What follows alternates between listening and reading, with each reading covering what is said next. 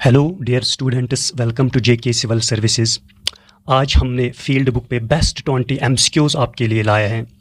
तो almost field book हमारे application पे अब कंप्लीट होने जा रहे हैं। बस एक दो लेक्चर इस पे अब आ जाएंगे हमारे एप्लीकेशन पे, और इसके साथ हमारा एंटी बैच ज्वाइन करने के लिए इस स्लाइड पे उसके डिटेल्स हैं। और मैं इसके साथ साथ आप लोगों को ये भी दिखाऊंगा कि बेटा हमने फील्ड बुक में क्या क्या पढ़ लिया इन 9-10 लेक्चर्स में। अब खाली 2 लेक्चर्स इस पे आ जाएंगे तो ये फिर 100% कंप्लीट हो जाएगा। चलिए, अब हमने इसमें ये 1-2 लेक्चर्स हमने यूट्यूब पे भी डाले हैं इसमें, तो फिर हमने ऐप पे इसको चलाया है। आप देख लीजिए कि हमने क्या 4th और 5th लेक्चर्स में हमने ऑफसेट की न्यूमेरिकल्स देख लिए हैं, और हम कैसे बेस लाइन की लेंथ कैलकुलेट कर सकते हैं, number of stations, number of intervals, number of entries को हम कैसे निकाल सकते हैं। ठीक है, जितने भी न्यूमेरिकल्स बन रहे हैं वो मैंने इसको सिखाया, इन लेक्चर्स में आप लोगों को सिखाया है सब कुछ। और फिर हमने कॉमन मेथड्स पढ़ा, जिसमें कि हमने ट्रायंगुलेशन मेथड पढ़ा, अच्छे बहुत ही डेप्थ में आपको पढ़ाया। और हमने एवरेज ऑर्डिनेट मेथड को भी पढ़ाया बेटा अच्छे से। ठीक है, और कुछ इंपॉर्टेंट पॉइंट्स और डेप्थ डीपली एग्जांपल भी मैंने आपको सिखाया है। और सैम्पसन्स रूल को भी हमने पढ़ा है, इस पे एग्जांपल्स भी किए हमने। ठीक है, और डीएमडी मेथड को भी हमने पढ़ा है। 2 लेक्चर्स में मैंने आपको डीएमडी मेथड, खाली डीएमडी मेथड को पढ़ाया है। ठीक है, इसके कितने तरीके के न्यूमेरिकल्स आ रहे हैं वो भी मैंने आप लोगों को सब कुछ सिखाया है। ठीक है, डिपार्चर लैटिट्यूड पे कैसे कैसे क्वेश्चन पूछे जा रहे हैं वो भी मैंने। और इसके बाद हमने लास्ट वाला प्लानोमीटर, वो जो मेथड हैं, इंपॉर्टेंट जो भी चीज़ें हैं इस मेथड में, वो भी मैंने आप लोगों को सब कुछ सिखाया है। ठीक है, ये एक मैकेनिकल मेथड था, तो फिर भी मैंने इस पर आप लोगों का बेसिक जो पॉइंट्स हैं वो भी सिखाया है। अब बस 1-2 लेक्चर्स में ये एप्लीकेशन पे कंप्लीट हो जाएगा। इसके बाद हम अब यूनिट्स एंड मेजरमेंट स्टार्ट करने जा रहे हैं। वो बहुत ही छोटा ही यूनिट है, बस 2-3 लेक्चर्स में उसको भी मैं अब कंप्लीट करने जा रहा हूं। लेकिन चलिए, अब हैं ये आपके स्क्रीन पे question number 1। The trapezoidal method in a survey field book is also known as. ठीक है, ट्रेपेजोडल मेथड, इसको हमने लेक्चर में भी पढ़ा। इसका और एक नाम है एवरेज ऑर्डिनेट मेथड, ये है इसका करेक्ट ऑप्शन। और इसका और एक नाम है मीन ऑर्डिनेट मेथड, ये भी मैंने आपको बताया। लेकिन एक पॉइंट आप बेटा इस पे याद रख लो, इसीलिए मैंने बोला आपको कि एमसीक्यूज लगाना बहुत ही इंपॉर्टेंट बात है, कि जो भी पॉइंट अगर कभी स्किप हुआ तो आप एमसीक्यू सीरीज में उसको क्लियर कर सकते हो। इसका जो ये ट्रेपेजोडल मेथड है उसका और एक नाम है बेटा, उसको हम बोलते हैं एवरेज एंड एरिया मेथड भी हम इसको बोलते हैं, एवरेज एंड एरिया मेथड भी। अब 4 नाम याद रखना, trapezoidal method, average and area method, average ordinate method, और एक नाम मीन ऑर्डिनेट मेथड, जो कि आप लोगों को पता ही है। ठीक है, क्वेश्चन 2 इंटरवल रिक्वायरमेंट्स पे। ठीक है, the trapezoidal rule requires how many sub intervals. जो ट्रेपेजोडल रूल जो हैं, इसमें कितने सब इंटरवल्स होने चाहिए? क्या एक सब इंटरवल इसमें होना चाहिए? क्या इवन नंबर ऑफ इंटरवल्स होना चाहिए, या ऑड नंबर ऑफ इंटरवल्स होना चाहिए, या कोई रिस्ट्रिक्शन नहीं? आप लोगों को पता है, जो हमने सैम्पसन्स रूल बताया मैंने आपको, उस टाइम मैंने बोला कि ऑफसेट जो हैं वो ऑड होने चाहिए, और इंटरवल्स जो हैं वो तो इवन नंबर ऑफ होना चाहिए, तभी हम सैम्पसन्स रूल अप्लाई कर सकते हैं। लेकिन ट्रेपेजोडल रूल में ऐसी कोई बात नहीं है, इसमें कोई रिस्ट्रिक्शन नहीं है बेटा। तो इसलिए इसका करेक्ट आंसर है क्या?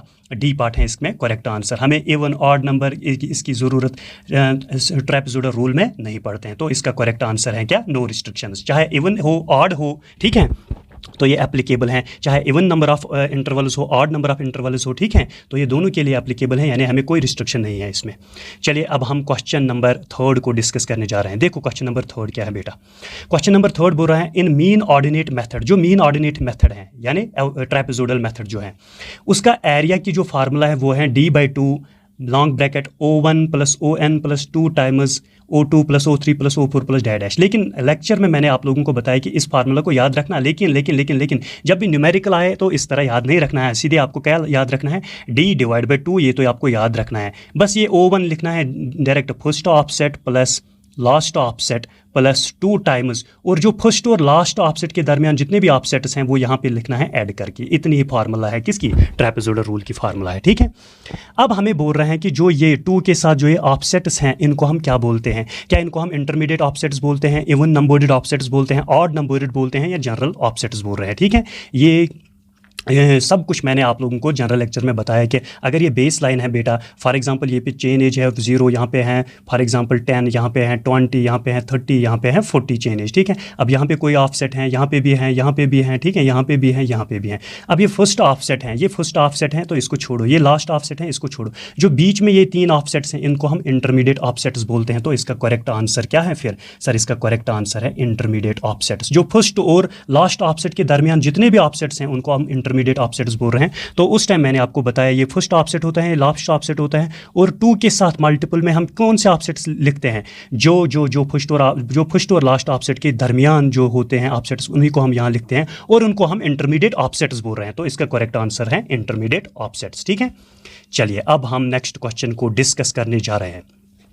अब सुनो बेटा, नेक्स्ट क्वेश्चन क्या है? लेंथ हमें लेंथ फाइंड आउट करने हैं किसकी? देखो बेटा, what is the length of A base line? आपको लेंथ फाइंड आउट करने हैं किसकी? बेस लाइन की।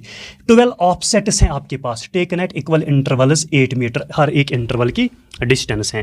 इसको भी मैंने आपको 3rd और 5th लेक्चर में हमने इसी बेसिस पे जो न्यूमेरिकल्स किए वो इसी बेसिस पे थे। मैंने आपको बोला कि अगर ऑफसेट्स 12 हैं तो इसका मतलब है जो इंटरवल्स हैं वो तो क्या हो जाएंगे? 12 - 1, यानी ऑफसेट्स को जब हम सब्ट्रैक्ट 1 कर रहे हैं तो उस वहाँ पे क्या निकल रहा है? हमें नंबर ऑफ इंटरवल्स हमें निकल रहा है, ठीक है। तो ये मैंने आपको लेक्चर में बहुत ही डेप्थ से पढ़ाया कि आपके पास अगर फॉर एग्जांपल 3 ऑफसेट्स हैं, फॉर एग्जांपल ये फर्स्ट ऑफसेट है, ये सेकंड ऑफसेट है और ये थर्ड ऑफसेट है। देखो बेटा ये तो एक इंटरवल है, ये तो दूसरा इंटरवल है। देखो 1, 2 और 3 ऑफसेट से 2 इंटरवल बना, एक ये बना, एक ये बना, एक ये बना इन 2 लाइन्स के बीच में, और दूसरा ये वाला ऑफसेट बना इन 2 लाइन्स के बीच में। दैट मीन्स 3 लाइन्स 3 ऑफसेट जब हो वो तो 2 इंटरवल्स बना रहा है। ऐसे अगर 4 ऑफसेट्स होंगे, first offset, second offset, third offset और फोर्थ ऑफसेट, आप देखो ये एक इंटरवल बन रहा है, ये दूसरा बन रहा है और ये तीसरा। 4 ऑफसेट से कितने?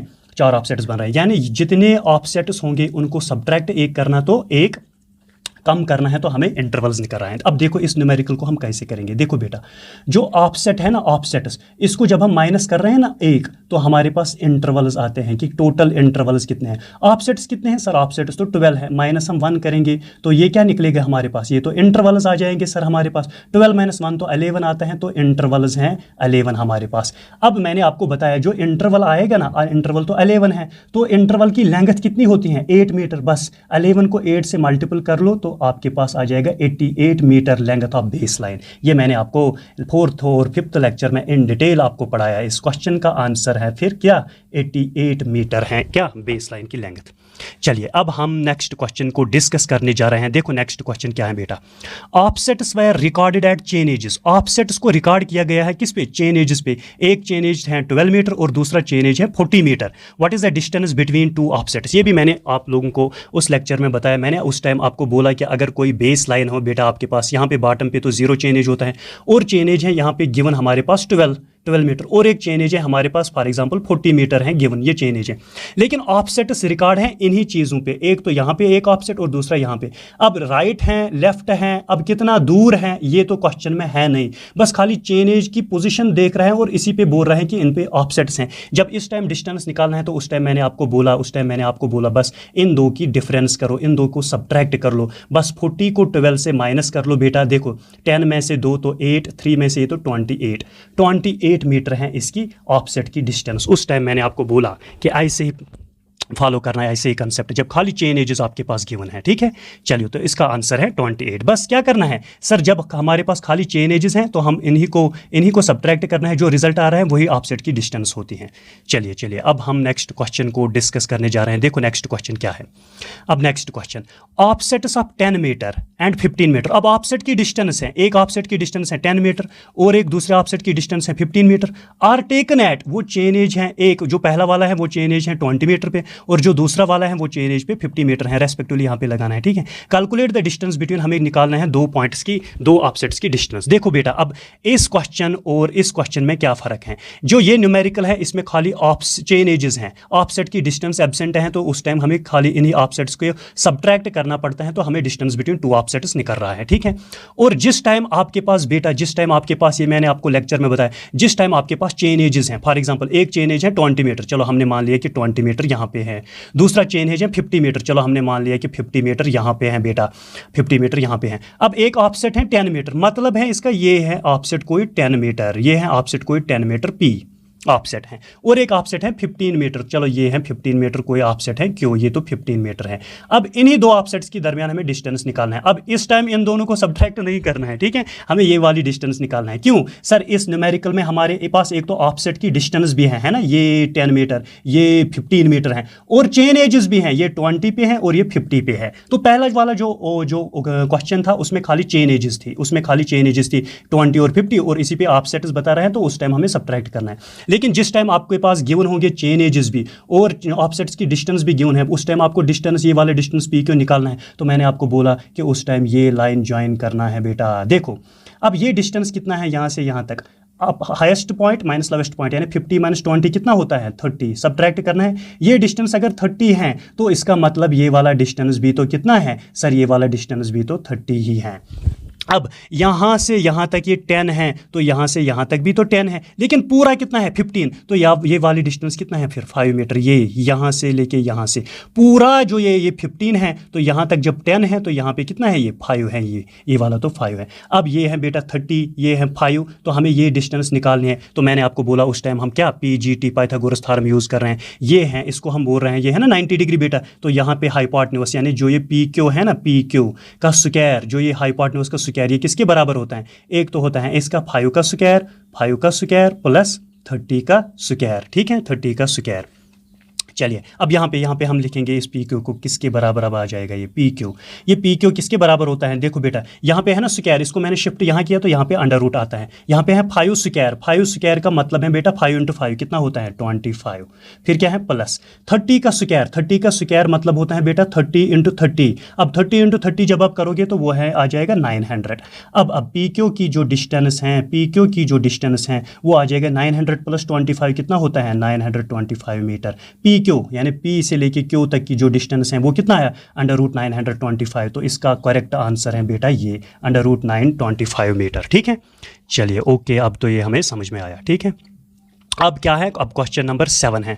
अब सुनो बेटा क्वेश्चन नंबर 7 क्या बोल रहे हैं, DMD of first line, DMD जो फर्स्ट लाइन है यानी L1 लाइन जो है उसका कितना है 100 मीटर, हमें डिपार्चर बोल रहा है, क्या आ जाएगा। ये तो आपने लेक्चर में देखा ही है बेटा, जो DMD होता है ना फर्स्ट लाइन का DMD और फर्स्ट लाइन का जो डिपार्चर है वो तो हमेशा इक्वल होते हैं। अगर DMD है 100 मीटर तो डिपार्चर भी है फिर 100 मीटर। ये तो मैंने एक लेक्चर में मैंने इसको 10 बार रिपीट किया, ठीक है।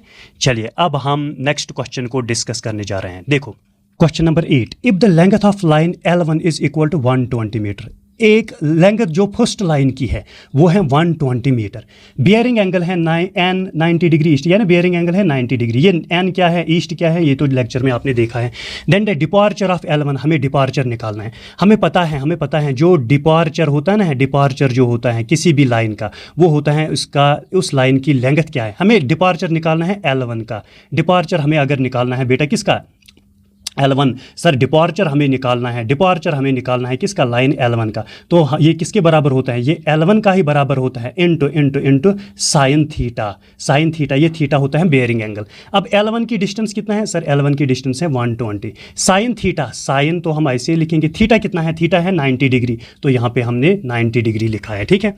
अब आपको पता ही है 120 इंटू साइन 90, तो ये तो मैंने आपको बताया ये किसके बराबर होता है साइन 90, तो 1 के बराबर होता है। 120 इंटू 1 कितना हुआ 120 ही हुआ है, ठीक है। हमें डिपार्चर निकालना है। अब सुनो बेटा, डिपार्चर एक हॉरिजॉन्टल लाइन होता है, या तो उसकी डायरेक्शन ईस्ट होती है या तो उसकी डायरेक्शन वेस्ट होते हैं, लेकिन यहाँ पे ईस्ट लिखा है, इसका मतलब है पॉजिटिव 120 आया डिपार्चर, यानी पॉजिटिव 120 आया, पॉजिटिव 120, यहाँ पे प्लस लिखना है बेटा, ठीक है, पॉजिटिव 120 मीटर आया इसका डिपार्चर। चलो इसका साइन अगर कुछ भी नहीं तो हम एज्यूम कर रहे हैं कि इसका साइन पॉजिटिव है। चलो ये तो डिपार्चर है, ठीक है। चलिए अब हम नेक्स्ट क्वेश्चन को डिस्कस करने जा रहे हैं। अब देखो नेक्स्ट क्वेश्चन क्या है बेटा, देखो नेक्स्ट क्वेश्चन क्या है।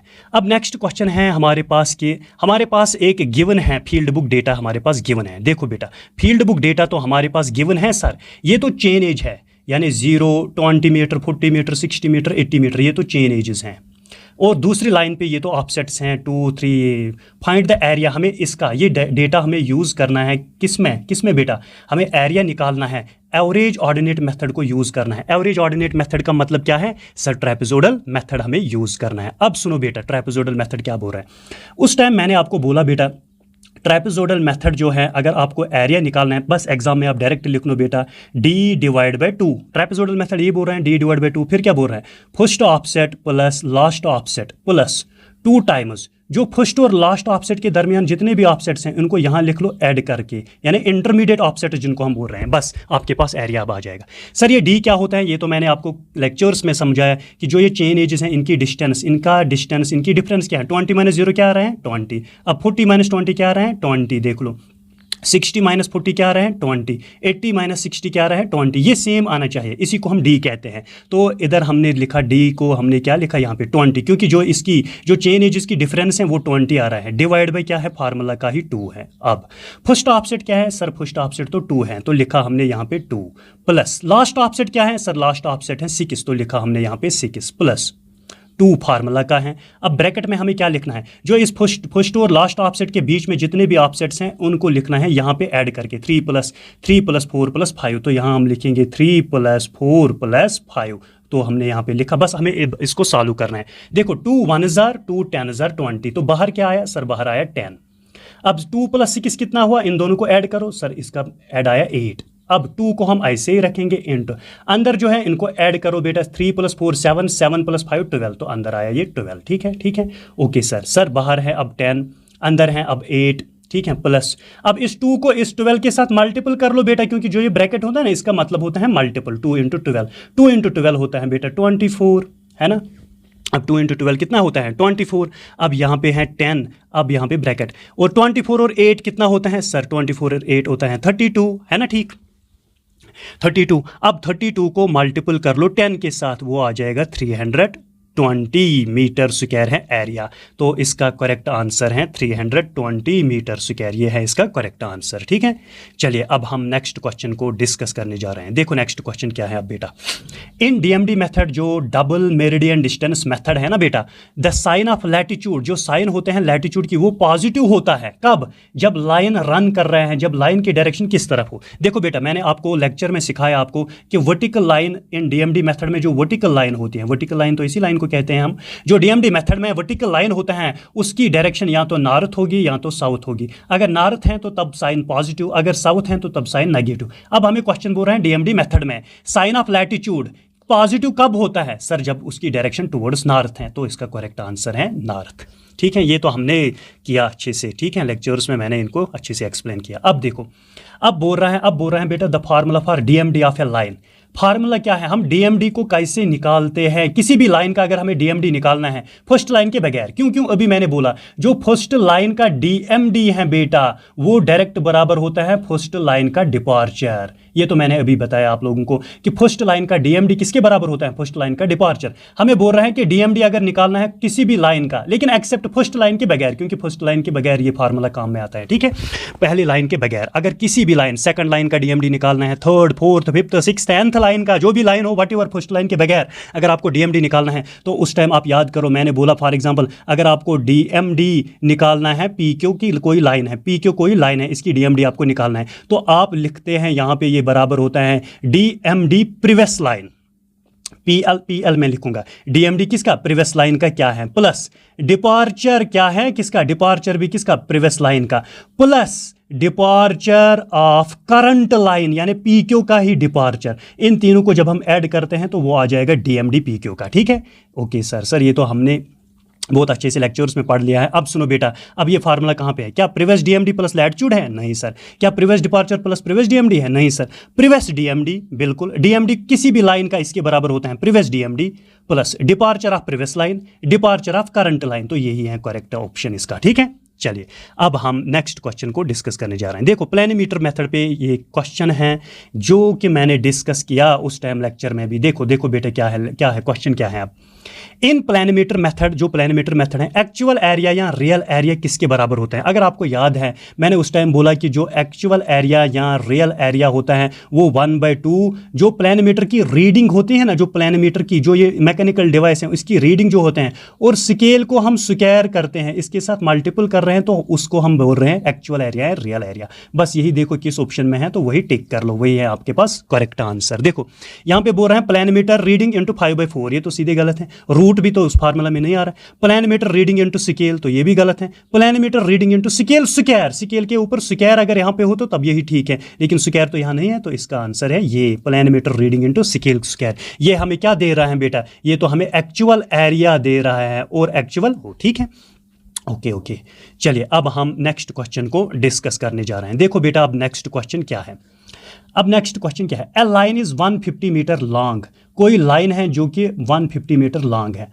ऑफसेट्स आर टेकन, ऑफसेट्स हमने एवरी 30 मीटर पे मतलब लिया है, गैप जो ऑफसेट्स की है, यानी इंटरवल की जो गैप है 30 metre. Find the total number of offsets, हमें निकालना है टोटल नंबर ऑफ ऑफसेट्स। देखो इसको भी मैंने आपको बोला कि जब लाइन की, ये एक्चुअली कौन सी लाइन है, ये तो बेस लाइन है। उस टाइम मैंने बोला भी आपको, वहाँ पे बेस लाइन होगा, सर्वे लाइन होगा, चेन लाइन होगा, या सिंपली लाइन होगा, कोई लाइन है जो कि 150 मीटर लॉन्ग है, और ऑफसेट्स उस लाइन पे आप लिख दो 30 मीटर के बाद, यानी ऑफसेट्स की डिस्टेंस 30 मीटर होना चाहिए।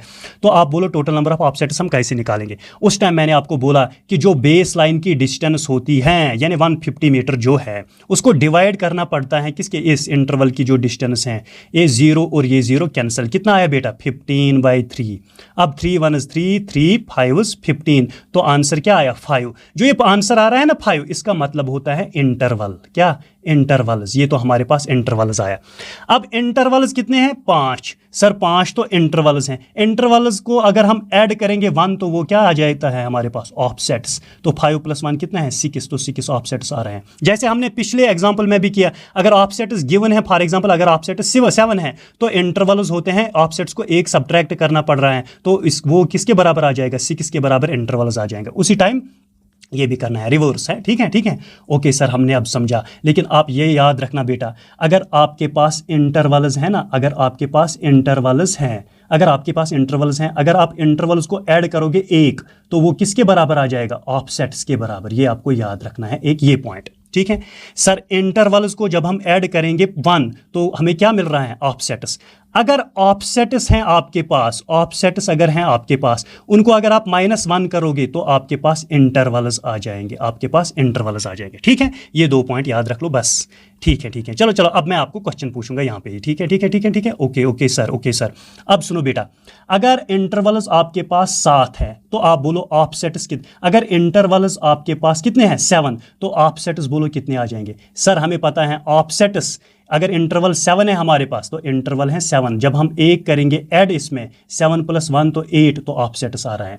अगर आपके पास 10 ऑफसेट्स हैं तो आपको इंटरवल निकालना है, तो 10 में से 1 सब्ट्रैक्ट करना तो 9 आ जाएगा। बस आप फार्मूला याद रखो या ना रखो, बस यही बात याद रख लो कि ऑफसेट्स, ऑफसेट्स और इंटरवल्स, इंटरवल छोटा होता है, ऑफसेट बड़ा होता है, कितना 1, बस ये याद रखना आप, बस फार्मूला याद रहे या ना रहे आप ये याद रख लो बेटा, ऑफसेट ज़्यादा होते हैं, है ना, ये बड़ा बड़ा, तो इंटरवल छोटा होते हैं, छोटा होते हैं, ठीक है। ये मैंने बड़ा लगा, ये कितना बड़ा होता है ऑफसेट्स 1 याद रखना बस। अगर मैं अब जल्दी जल्दी, अगर ऑफसेट्स 10 हैं तो इंटरवल्स कितने होंगे सर 9 9 9। अगर ऑफसेट्स 8 हैं तो इंटरवल्स कितने होते हैं 7 7 7। अगर अगर अगर अगर इंटरवल्स 7 हैं तो ऑफसेट्स कितने हैं, ऑफसेट्स 8 हैं, क्योंकि ऑफसेट बड़ा होता है, कितना 1। अगर ऑफसेट ही होंगे आपके पास बेटा, अगर ऑफसेट होंगे 100, आप मुझे बोलो इंटरवल्स कितने होते हैं। सर एक कम करना, 99 इंटरवल्स होते हैं। अब आया समझ में आप लोगों को, ठीक है ठीक है, ओके ओके। अब यहाँ पे आपको क्या निकालना है बेटा, देखो यहाँ पे आपको टोटल नंबर ऑफ ऑफसेट्स निकालना है। बेस लाइन की लेंथ आपके पास गिवन है और ऑफसेट्स जो टेकन है एवरी 30 मीटर के बाद आपको ऑफसेट्स लेना पड़ रहा है। तो हमें क्या करना पड़ता है, जो ये बेस लाइन है इसको डिवाइड करना पड़ता है ऑफसेट्स कितने कितने डिस्टेंस पे लिया गया है। तो ये हमारे पास क्या आ रहा है 5, तो ये 5 होता है क्या इंटरवल्स, ये 5 होते हैं इंटरवल्स। अब इंटरवल्स 5 हैं तो हमें ऑफसेट बोल रहे हैं, तो इसका मतलब है हम एक ऐड करेंगे तो 6 ऑफसेट्स हैं, तो इसका करेक्ट आंसर है 6। चलिए सर अब तो हमें ये कंप्लीट का क्लियर हुआ, ठीक है ठीक है। आपको अगर अगर अगर कोई किसी जगह किसी एमसीक्यू में आपको कंफ्यूजन आया तो लेक्चर नंबर 9 मैंने रेफर किया, बस आप टेक्स्ट करना उस व्हाट्सएप नंबर पे, मैं आपको बताऊंगा, ठीक है ओके। ठीक है सर, ठीक है सर। अब क्वेश्चन नंबर 14, अब क्वेश्चन नंबर 14 को हम डिस्कस करेंगे। Which of the following is are true about Simpson's rule. Simpson's rule के हिसाब से हमें देखना है कौन सा ट्रू स्टेटमेंट है, कौन सा इनकरेक्ट है। देखो पहला स्टेटमेंट है number of offsets must be odd, ये तो क्लियर है, ये तो मैंने आपको बताया कि सैम्पसन्स रूल हम तभी यूज कर सकते हैं जब नंबर ऑफ ऑफसेट्स ऑड होंगे। It gives better result, second statement, it gives better result than trapezoidal rule, ये भी तो करेक्ट है क्योंकि सैम्पसन रूल जो है वो मोर एक्यूरेट रिजल्ट दे रहा है किसके साथ, ट्रेपेजोइडल रूल जो रिजल्ट दे रहा है उससे अच्छा रिजल्ट कौन, सैम्पसन दे रहा है। तो इसका करेक्ट आंसर है, बोथ करेक्ट है, वन स्टेटमेंट भी और सेकंड स्टेटमेंट भी, ठीक है। चलिए अब next question, question number 15, which one of the following should not be done in field book. हम ऐसे इनमें से हम कौन से काम फील्ड बुक में नहीं कर रहे हैं। क्या पेंसिल को हम यूज़ कर रहे हैं, बिल्कुल पेंसिल को हम यूज़ कर रहे हैं। प्रॉपर लेबलिंग ऑफ स्टेशनर्स, बिल्कुल ये भी हम कर रहे हैं। यूज़ ऑफ स्टैंडर्ड एब्रिवेशंस, ये भी तो हम कर रहे हैं। इरेज, तो हम इरेजर का इस्तेमाल हम नहीं कर रहे हैं, तो इसका करेक्ट आंसर ये है। हमें बोल रहे हैं कौन सा काम हम नहीं कर रहे हैं, तो ये वाला काम हम नहीं कर रहे हैं, तो ये है इसका करेक्ट आंसर। क्योंकि इरेज तो हम नहीं कर रहे हैं, अगर कोई किसी जगह गलती हो, फॉर एग्जाम्पल ABCD लिखा है ये गलत है, तो हम ऐसे कर रहे हैं, तो यहाँ पे लिखना है PQRS, तो यही है ओरिजिनलिटी कंसेप्ट पे मैंने आपको ये सिखाया है, ठीक है। तो इसका करेक्ट आंसर ये है, ठीक है। चलिए अब हम नेक्स्ट क्वेश्चन को डिस्कस करने जा रहे हैं। देखो अब नेक्स्ट क्वेश्चन क्या है। अब हमारे पास चेन एजेस भी गिवन हैं, है ना, 0 metre, 10 metre, 20 metre, 30 metre, 40 metre. Offsets भी हमारे पास गिवन है, हमारे पास ऑफसेट्स भी गिवन है। ओके सर, हमें क्या निकालना है, इस डाटा को यूज़ करके हमें क्या निकालना है, हमें बोल रहे हैं कि एरिया निकालो सैम्पसन रूल के हिसाब से, ठीक है। अब आप लोगों को तो पता है सैम्पसन की जो एरिया हम निकाल रहे हैं, सैम्पसन यूज़ जब हम कर रहे हैं तो उस टाइम एरिया किसके बराबर होता है सर, उस टाइम एरिया होता है D/3 इंट फर्स्ट ऑफसेट। उस टाइम मैंने आपको बोला इसी तरीके को आपको याद रखना है, first offset plus last offset plus, हाँ जी, 4 टाइम्स हम क्या लिख रहे हैं यहाँ पे, इवन नंबर्ड ऑफसेट, जो इवन नंबर पे ऑफसेट्स है ना उन्हीं को यहाँ पे लिखना है 4 के साथ ऐड करके, plus plus plus plus 2 times जो ऑड नंबर के ऑफसेट्स हैं इन्हीं को यहाँ पे ऐड करके लिखना है। तो बस ये है सैम्पसन्स रूल, ठीक है। चलिए पहले हम ऑफसेट्स की नंबरिंग देते हैं। देखो ये है फर्स्ट, ये है सेकंड ऑफसेट, ये है थर्ड ऑफसेट, ये है फोर्थ ऑफसेट, ये है फिफ्थ ऑफसेट, है ना। ये तो फर्स्ट है, ये तो सेकंड ऑफसेट है, ये तो थर्ड ऑफसेट है, ये तो फोर्थ ऑफसेट है, ये तो फिफ्थ ऑफसेट है। अब हमें एरिया निकालना है सैम्पसन के तरीके से। सबसे पहले D, तो इनकी डिफरेंस देखो क्या आ रहे हैं, इनको डिफरेंस करो, 40 को 30 से डिफरेंस करो तो 10, 30 को 20 से करो तो 10, 20 को 10 से करो तो 10, 10 को 0 से करो तो 10। ये डिफरेंस सेम भी होना चाहिए, तो D का वैल्यू है 10 सर। ओके सर, D का वैल्यू हमने 10 लिखा है। डिवाइड क्या है सर, डिवाइड तो 3 है। अब ब्रैकेट में फर्स्ट ऑफसेट कौन है, ये तो लिखा हमने 2 फर्स्ट ऑफसेट, फिर लास्ट ऑफसेट प्लस करके लास्ट ऑफसेट भी यही है 2, तो लिखा हमने प्लस 4, फिर 4 के साथ क्या लिखना है, इवन नंबर्ड ऑफसेट। देखो सेकंड 2 तो इवन नंबर है और 4 और इवन नंबर है, बस इन्हीं इवन नंबर्स को देखो 2 है ना, 2 ये तो इवन नंबर है, यहाँ पे है ना फोर्थ, ये भी इवन नंबर है, इन पे जो ऑफसेट हो रहा है इन्हीं को यहाँ पे लिखना है, यानी 3 + 3, तो लिखा हमने ये भी प्लस 2, फिर क्या है 2 फार्मूला, फिर क्या है ऑड नंबर को लिखना है, ऑड नंबर तो थर्ड है ना। अब ये फर्स्ट और लास्ट को हटा दो, बस इनके बीच में जो इवन है उनको लिखना है 4 के साथ, जो ऑड है ना 3, थर्ड वाली पोजीशन ऑड है, इस पे कौन सा ऑफसेट है 4, तो बस यहाँ पे 4 लिखना है, बस इसको सॉल्व करना है, हमारे पास आ जाएगा एरिया। देखो अब यहाँ पे है 10/3। अब सुनो बेटा, 2 + 2 कितना होता है सर 4, प्लस 4 को हम ऐसे लिखेंगे, और ब्रैकेट में 3 + 3 कितना होता है 6 सर, प्लस 2 × 4 कितना होता है 8, ये तो मल्टीपल होता है, इन 2 और 4 के दरमियान ये ब्रैकेट है ना, इसका मतलब है मल्टीपल बेटा, 2 × 4 = 8। अब सर ये 10/3 आया हमारे पास, अब क्या है, ये तो 4 है, प्लस 4 और 6 के दरमियान ये ब्रैकेट है ना, यानी मल्टीपल, 4 × 6 = 24 प्लस 8 आ रहा है, ठीक है। अब ऐड कर लो बेटा, आप देखो 24 + 4 कितना हुआ 28, 28 + 8 कितना हुआ 36, गुड, 10/3 देखो बेटा 4 + 24 + 8 आप देख लो 36 आ रहा है, ठीक है। ओके सर 36 आ रहा है। अब देखो बेटा 3 × 1 = 3, 3 × 1 = 3, 3 × 2 = 6, है ना, 3 × 1 = 3, 3 × 1 = 3, 3 × 2 = 6। अब क्या बाहर क्या है सर, बाहर तो 10 है, अंदर क्या है, अंदर तो 12 है। अब 10 × 12 कितना होता है 120, तो 120 मीटर स्क्वायर है इसका करेक्ट आंसर, ठीक है। ओके सर, अब तो हमें ये समझ आया, ठीक है। ओके चलिए अब हम नेक्स्ट क्वेश्चन को डिस्कस करने जा रहे हैं। अब देखो नेक्स्ट क्वेश्चन क्या है, इन DMD यानी डबल मेरिडियन डिस्टेंस मेथड जो है, एरिया इज इक्वल टू, तो एरिया किसके बराबर होता है? ये तो आसान क्वेश्चन है, तो ये वाला सेकंड वाला ऑप्शन है। ये तो मैंने आपको लेक्चर में, ये जनरल फार्मूला है। डीएमडी मेथड में एरिया इसी के बराबर होते हैं 1/2 समेशन लैटिट्यूड इंटू डीएमडी। अगर आपको याद होगा यहाँ पे लाइन होता है ए बी, लाइन्स होते हैं, यहाँ पे उसकी लेंथ होते हैं, वट एवर चाहे लेंथ हो या ना हो, लेकिन आपके पास लैटिट्यूड्स भी गिवन होते हैं, डिपार्चर भी गिवन होते हैं, फिर आप डीएमडी निकालते हो, फिर आप 2a कॉलम निकालते हो, फिर याद आए उनको हम सम कर रहे हैं, वही समेशन लैटिट्यूड इनटू डिपार्चर इसी के बराबर होते हैं। ठीक है, ओके सर। अब और एक बात जो कि हमने लेक्चर में जो कि मिस किया, इसको याद रखना। कोई भी जो भी क्लोज्ड ट्रावर्स है, यानी मतलब समझो कि क्लोज्ड कोई भी फिगर जो है स्ट्रेट लाइंस के साथ हैं, ठीक है, उनका अलजेब्रिक सम जब हम करेंगे ना लैटिट्यूड्स का, वो तो हमेशा 0 होता है। इस पॉइंट को याद रखना, ये कि लेक्चर में स्किप हुआ, इसका आंसर है 0। ठीक है, चलिए अब हम नेक्स्ट क्वेश्चन को डिस्कस करने जा रहे हैं। देखो क्वेश्चन नंबर 19 क्या बोल रहे हैं। अब क्वेश्चन नंबर 19 बोल रहे हैं कि find the distance between P1 and P2। चलो P1 कोई पोल है और P2 भी कोई पोल है। जो ये P1 है ये कितना दूर है? 15 मीटर है। किस चेन एज पे? 20 चेन एज पे। जो ये P2 पोल है ये कितना दूर है? 20 मीटर। किस चेन एज पे? 60 के चेन एज पे। तो हमें इनकी डिस्टेंस निकालना है। सबसे पहले हम बेस लाइन खींचेंगे। एग्जाम में मैंने आपको बोला कि आपको वो 0 कुछ नहीं लिखना है, बस 20 यहाँ पे। चलो यहाँ पे हमने 20 लिखा है। अब इस 20 पे कितना? 15 मीटर की दूरी पर है। चलो 15 मीटर की दूरी पर है P1 पोल 1, ये है ऑफसेट 1। अब 60 है किसी जगह पे, चलो यहाँ पे हमने मान लिया कि 60 है यहाँ पे। अब 20 मीटर की दूरी पर, यानी ये तो 15 है, ये तो फिर 20 मीटर की दूरी पर है, 20 मीटर की दूरी पर है कोई ऑफसेट Q। अब आप लोगों को इसकी डिस्टेंस निकालना है। सॉरी P2 है, ये पोल P2 है। अब आप लोगों को इसका ये डिस्टेंस निकालना है। बस सेम क्या करना है सर, इसको ज्वाइन करना है। ये वाली डिस्टेंस कितना है? ये वाला डिस्टेंस सर अपर लिमिट 60 - 20, तो ये तो 40 है। जब सर ये वाला 40 है तो ये वाला भी कितना है? 40 है ये वाला भी।